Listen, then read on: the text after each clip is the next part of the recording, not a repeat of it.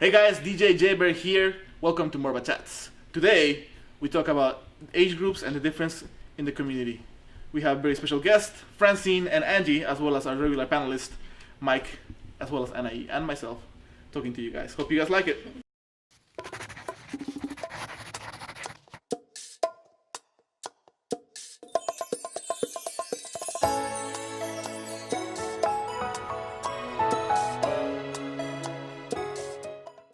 We're going to be talking about something very special today. We're going to bring up the topic of age and age groups within the dance community. And I want to go ahead and get started with Anai, because I'm going to put her on the spot.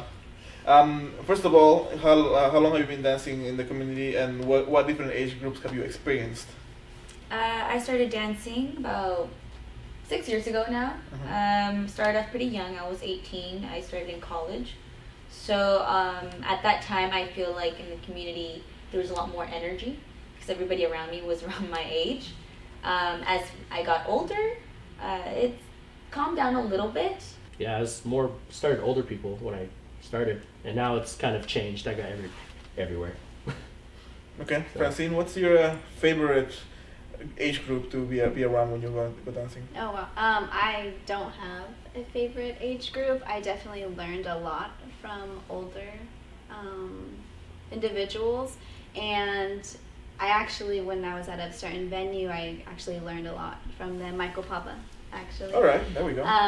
So he was one of the first dancers I danced with, and when I was there, I met Chris Layug as well as Stanley, and they introduced me to another venue where there was more people around my age, and I think there was a lot of more dancers who were performing, and actually I wanted to get into, like, that's how I learned a lot, is by the social dancing.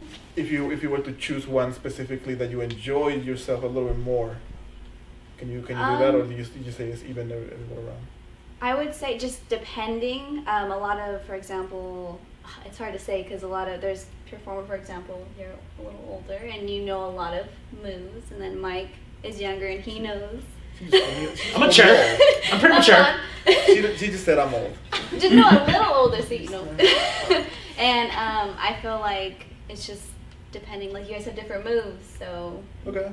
I don't know. So I'm varies. So you're saying I have more fresh moves, and he's got more seasoned, like, old timer moves? I don't know. I would say that you play a lot. I don't know. Like, it's. Okay. You know, I don't know. Sure. Like you I'm don't. gonna cut you there because I don't want to hurt my feelings anymore. The reason why we're bringing this conversation in is because our friend Angie here brought up the question of what really happens in the community when you're exposed to all these different age groups. So I want to get your point in this and see what you guys, what is it that brought this question into your head? Well, for me, being in the Sacramento dance scene, I started in about 2010 in Sacramento, and I was part of the youngest group. I was running around with the college group, and I was facilitating that we get everywhere and party as much as we can. Party? Life goes on after college, as we find out eventually. Some of us still not finding that out. Life gets a lot more busy, and just like you said, the energy changes, and it's because we're doing more things, and this salsa scene gets put in a different category in your life.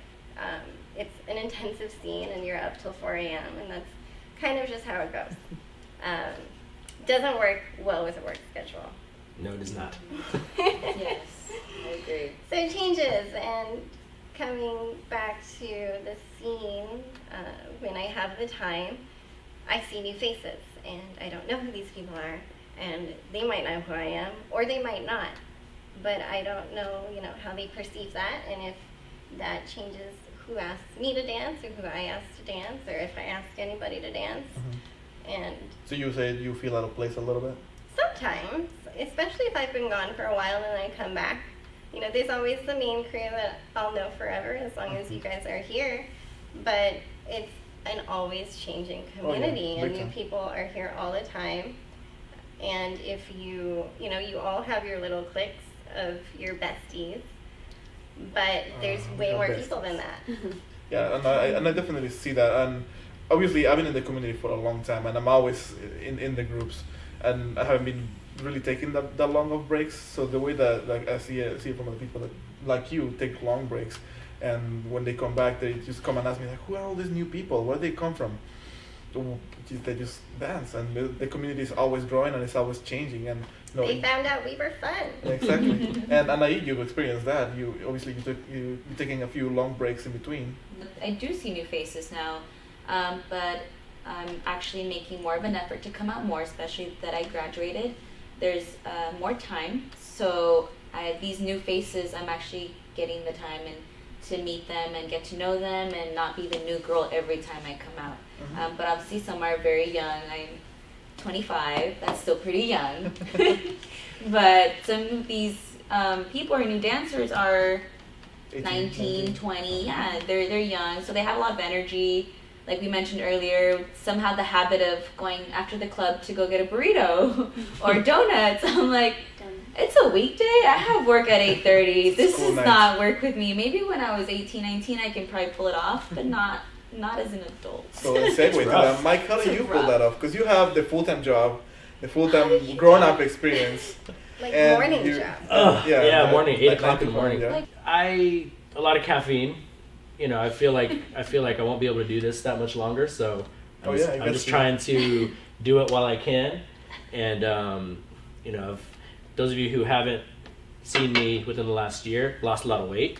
So it's partially it, you know, going out all the time, and that's kind of why I keep going out, is because I'm like, well, this is like I haven't been going to the gym, so I'm just doing this, and this, dancing 3-4 times a week, and if I don't do that, that's my exercise, so then I won't exercise. So I know I'm being lazy, but you know, so I love it. I'm enjoying it. Lots of caffeine. It's a struggle the next day, but it's so worth it. It's so worth it. Like I've met so many people. How many days a week are you struggling with when you go to work? At least the last 2. So like Thursday, Friday are probably the worst. Mainly Friday because I go out on Thursday nights, and Saturday I sleep all day. Of course. So my body eventually crashes, which is not healthy, by the way. But you know, my body crashes. Saturday I'm sleeping, and then Sunday I go to practice all day. So it's like, kids, don't do that. Yeah, don't do that. But it's fun. I probably will just finish out the year and slow down. Maybe not. Maybe not.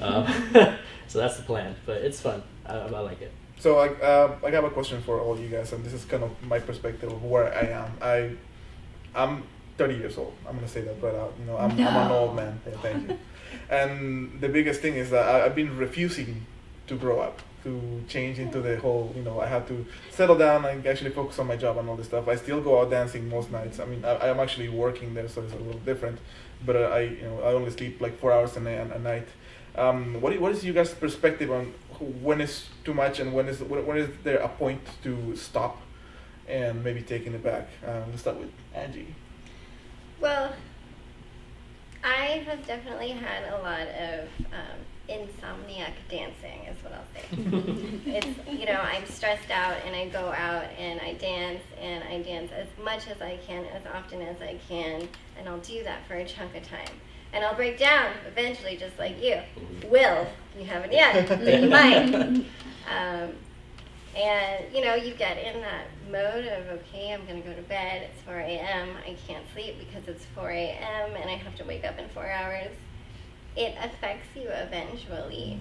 You have to tell yourself, I want to dedicate myself to my life and to salsa. Okay. So, you know, if you can't set guidelines for yourself and your own hobbies and your own desires, then that's something you need to learn. Or you will burn out. You will. You'll burn out and then you'll disappear.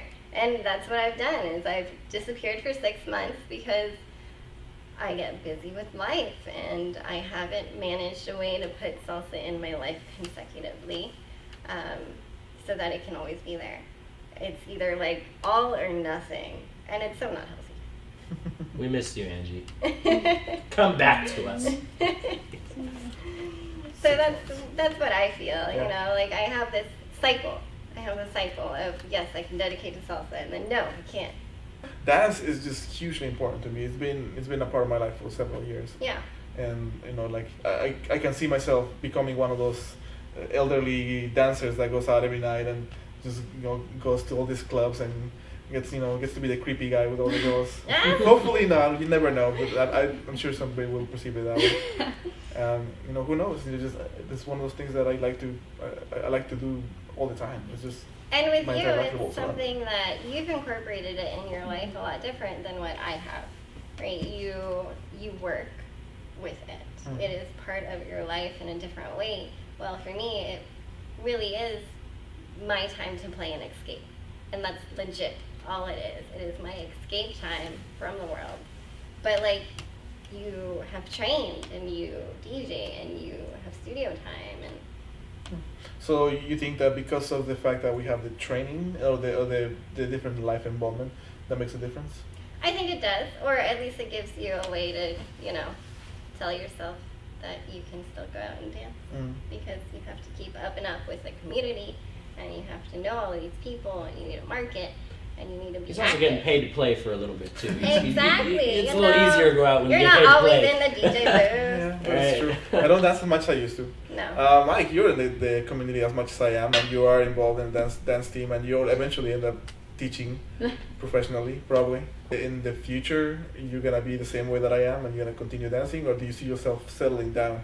It honestly just depends on where life takes me and where my career takes me. Like, if I get a job that is, I can't afford to go dancing at night all the time, then I'll have to take a break. I'll have to make that sacrifice. Or if it starts becoming a problem at work to where I'm falling asleep or I'm calling in all the time or I'm doing this, then I have to make a change. But at the moment it's not, so I'm still living off of raw energy drinks and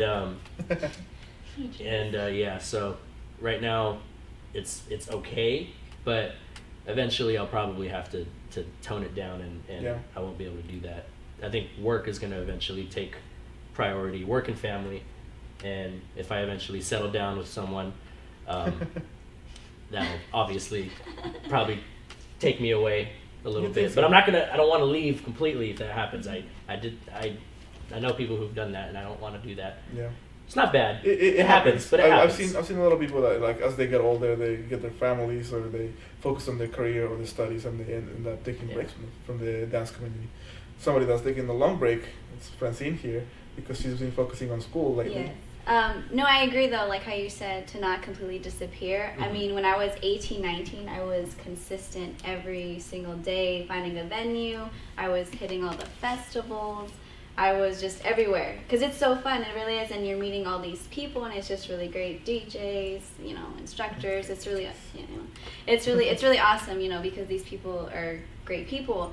But now I'm not old or anything. I'm 23 now, but just now I have to, I'm getting close to graduating. My work. I have to be able to focus. So now dancing for me is just a little fix. I just need to go maybe once a week or every other, that way. Or once every 6 months. Yeah. But yeah, definitely. So, but I miss you guys, definitely, and it's always great seeing J-Bear. Do you think you'll ever stop dancing? No, I will never stop dancing ever. So I mean, I still with family. I love how since I've met everybody. I've met everybody, and I interpret that with my family. I've taught them bachata, salsa, and they love listening to it. So if anything, I'm at home, or when we have barbecues, I'm there doing it. I'm not totally, just because I'm not in the scene doesn't mean I'm gone. Mm-hmm. So I guess to wrap it back to age groups, we're all feeling in your time and place at your age, the salsa community speaks something different, right? You can be, the always there, a youngin' who's fresh, still learning. Then you kind of mature a little bit. You got a couple more moves, but you also got a little bit more workload. How do you think, how does that make you feel knowing that you're going into a new stage of, one, your life, and two, the salsa community and your age? It's kind of hard. Because I'm older now, so it's not that I'm I can't keep up. I feel I don't need to dance. Because you're 23, it's not that you can't. Yeah, I just sometimes I get, I don't know, I feel I spend a lot more than men do. So I get more tired fast. You're easy to spend. Exactly, so. I spend a lot.